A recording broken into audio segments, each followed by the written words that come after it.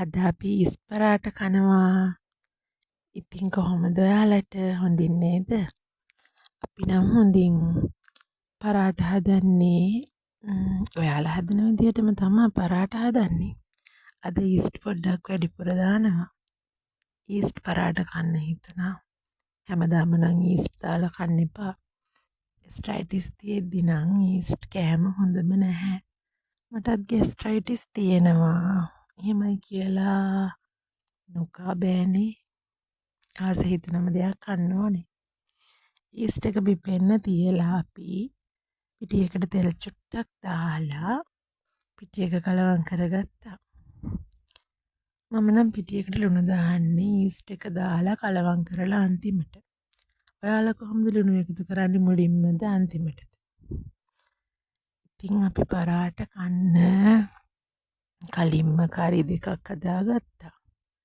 මාළු කරි එක නම් හැදුවේ අම්මා. තව හදාගත්තාද ඒක නම් ඒ ගැන පස්සේ කියන්නම්. ඒ කරි එක හදාගන්න හැටි මම චූටි වීඩියෝ එකකින් අරන් එන්නම්කෝ. ඊස්ට් එක පිපිලා තියෙන්නේ දැන්. අපේ පිටි එකත් අනාගන්න යන්නේ.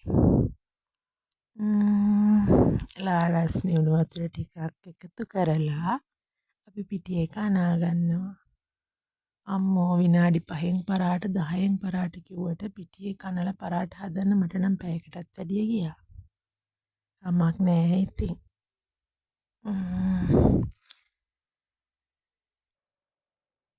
මට හරි සතුටුයි. අද වෙද්දී මගේ සබ්ස්ක්‍රයිබර්ස්ලා ගාන 200ට වඩා වැඩි වෙලා තිබුණා. ඒ ඉතින් මගේ වීඩියෝස් බලන ඔයාලා නිසානේ. ඔයාලට ඒකට ගොඩාක් ස්තුතියි. මගේ වීඩියෝස් බලලා ඒවා හොඳයි නම් තවත් කෙනෙකුට බලන්න ෂෙයා කරන්න. මාව සබ්ස්ක්‍රයිබ් කරන්න කියන්නේ මගේ වීඩියෝස් හොඳයි නම් මාව සබ්ස්ක්‍රයිබ් කරන්න. ඉස්සරහට අලුත් වීඩියෝ අරගෙන එන්නම්. මොකද තාම චූටි වීඩියෝස් තමයි මම ගේන්නේ. තාම ඉතින් මම අලුත්නේ. පිටිය කනලා ඉවරයි. පිටි එක තවත් ටිකක් වෙලා තියෙනවා පිපෙන්න. පිටිය කනලා තියෙන තරමට තමයි අපේ ඊස්ට් පරාට එක පිපිලා එන්නේ. ඔයාලා ඊස්ට් පරාට හදනවද? ඔයාලා හදන විදිය කොහොමද කියන්නකෝ? මේ පිටියකට තෙල් චුට්ටක් දාලා ආයෙත් මම විනාඩි 15ක් වගේ වහලා තියෙනවා. ඒ අතරේ ඉතින් වෙන කරන්න දෙයක්වත් නැහැ. පිටියක පිපෙන්නත් ඕනේනේ. බලමු ඉතින් පිටියක පිපෙනකන් ඉඳලා අපි පරාට හදමු. වව් මොනවද හදන්නේ? ඔයාම කියන්න බලන්න මොනවද අද හදන්නේ කියලා. පීට්සා එකක්ද? නෑ පීට්සා නෙමෙයි. එහෙනම් පරාට? හරි පරාට තමයි. පිටි ඩෝ එක මේ ආයෙ පාරක් අනාගත්තා. අනාගත්ත කියන්නේ ටිකක් නීට් කරන්න ඕනනේ. පිටි ඩෝ එක පිටි කිලෝ එකක් වගේ මෙතන. ඉතින් වෙලා යනවා පරාට හදන්න. දැන් ඉතින් මේ ටිකත් අනාගෙන ආයෙ පාරක් තව පිපෙන්න තියන්න ඕනේ. ඉන්නකෝ ඉතින් බලාගෙන වෙන මොනා කරන්නද? අම්මා, which day you are making pizza? අපි පීට්සා හදමු තව දවස් 2කින් වගේ. අද පරාට කමු ඉතින්.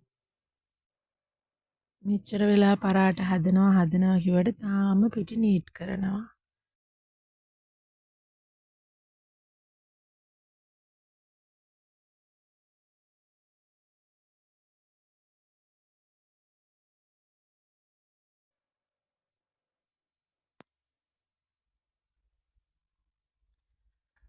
දැන් නම් පිටි කොටස් වෙන් කරලා ගත්තා. දැන් තමයි ඇත්තටම පරාට හදන්නේ. මෙච්චර වෙලා කරේ පිටි අනපු එකනේ. මේ විදියට පරාට එක දිග ඇරලා ආයෙත් නවලා ආයෙ පිපෙන්න තියලා ඊට පස්සේ තමයි මම ඊස්ට් පරාට හදන්නේ. මන් දන්නේ ඔයාලා හදන්නේ කොහොමද කියලා මේ මම හදන විදිය. ඔයාලා හදන විදියත් කමෙන්ට් කරගෙන යන්නකෝ. මේ විදියට තවත් විනාඩි 10ක් විතර පිපෙන්න තියලා ආයෙත් පිටිඩෝ එක තුනී කරගන්නවා මේ විදියට. මෙහෙම පිටි එක තුනී කරලා කොටු හැඩයට පොඩි පරාට තමයි හදාගත්තේ.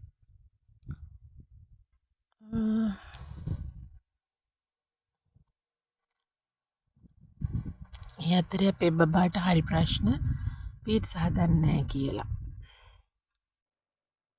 පීට්සා හදන වීඩියෝ එකක් මම ඉක්මනටම අරගෙන එන්නම්. ආලත් කැමති නේද පීට්සා කන්න? කවුරුත් කැමතිනේ. ඉතින් අපි ගෙදර හදාගෙනම පීට්සා කමු. පීට්සා හදන විදිය වීඩියෝ එකකින් ඔයාලට අරගෙන එන්නම්. මම අද පරාට හදාගන්නේ නම් මගේ මේ non-stick pan එකේ. නන්නකෝ pan එකට දාලා පරාටා එක වැඩි වෙලාවක් නම් යන්නේ නැහැ. ඉක්මනින් රත් වෙනවා. රත් වෙනවා කියවට අඩු ගින්දරේ දෙපැත්ත පෙරල පරාට එක හදා ගන්න ඕනේ.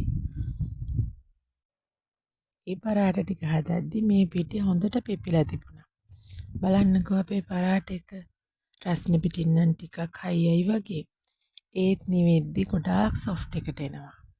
ඔයාලා මේ විදියට හදලා බලන්න. හරිම රසයි, ඇත්තටම රසයි. පාරම පරාට එක තුනී කරලා ගන්න එපා. තුනී කරලා මේ විදියට නවලා චුට්ටක් වෙලා පිපෙන්න තියන්න. එතකොට අපිට පිප්පිනු ලස්සන පරාට එකක් හදාගන්න පුළුවන්. මේ විදියට කරලා දැන් මේ අපේ පරාට ටික හදලා ඉවරයි. අපි ඉතින් කරීස් කලින් හදලානේ තිබ්බේ. ඒ නිසා මේ පරාට ටිකත් ඔක්කොම හදාගෙන ඉවර වෙලා අපි රැට කෑම කෑවා. මේ තියෙන්නේ පරාට හදලා මාළු කරි එකයි අපේ යල මසාලා එකයි එක්ක අපේ ඊස්ට් පරාටා. එන්න ඔයාලත් කාලා බලමු පරාටා. අද වීඩියෝ එක බලුවට ගොඩාක් ස්තුතියි.